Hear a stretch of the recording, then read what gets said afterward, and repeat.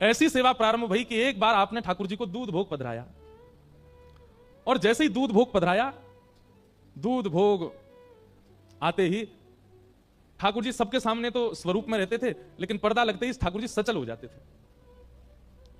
सबके सामने ठाकुर जी ऐसे खड़े रहते, लेकिन जैसे ही पर्दा लगता सोई ठाकुर जी चलन लगते, बैठन लगते, उठन लगते, और तुरंत चल उठते बैठते नहीं, अपनी सैया से उतर के आते और गोसाई जी की गोद में बैठ जाते, और गोसाई जी गोद में बैठ के कहते अब मोए दूध को भोग लगाओ।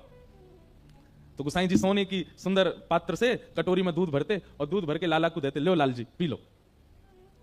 ठाकुर जी फूंक मारते, फिर गोसाई जी फूंक मारते, ठाकुर जी जैसे ही पीते, पी के मुंह बना लियो ठाकुर जी ने।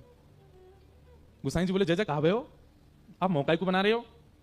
अरे जा में इतनी मिश्री डाल दी है, मेरे सबरे होठ चिपक गए, बहुत मिश्री पड़ गई है, बहुत मीठा है, मेरा मन नहीं कर रहा यार पीवे को। गोसाई जी विठल जी बोले अच्छा तो आप सेज पे विराजो, मैं अभी आऊं।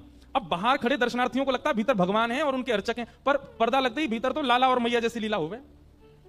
ठाकुर जी को फिर उठाते हैं, सेज पर खड़ा करते हैं, ठाकुर जी फिर ऐसे खड़े हो जाते हैं सबके लिए, और जैसे पर्दा खुले ठाकुर जी ऐसे सब कहें जय हो गोवर्धननाथ की जय हो। अब गोसाई जी दौड़े दौड़े रसोई में जामे, दूसरा दूध तैयार करें और वहां में नेक नेक मिश्री डालें, ज्यादा मीठो नहीं करें, और दोबारा दूध भोग तैयार करके पात्र में धर के जैसे ही लामे, जैसे ही पर्दा करें, ठाकुर जी फिर सहज जाएं, बोले मुझे जल्दी पवाओ, मुझे भूख लग रही है। गोसाई जी बैठ जाएं, अपनी गोद में इत्र लगावें, फिर ठाकुर जी आके बैठे, कटोरी में भर के लो लाला पियो, अभी तातो है, तातो मतलब गर्म। ठाकुर जी कहें अभी तातो है या ठंडो करो, फिर गोसाई जी उसमें फूंक मारते हैं धीमे से ऐसे हाथ रख के, कहीं हमारे उच्छिष्ट नहीं हो जाए। फिर ठाकुर जी पीते हैं, फिर मुंह बना लें। गोसाई जी बोले जय जय अब कहा भयो?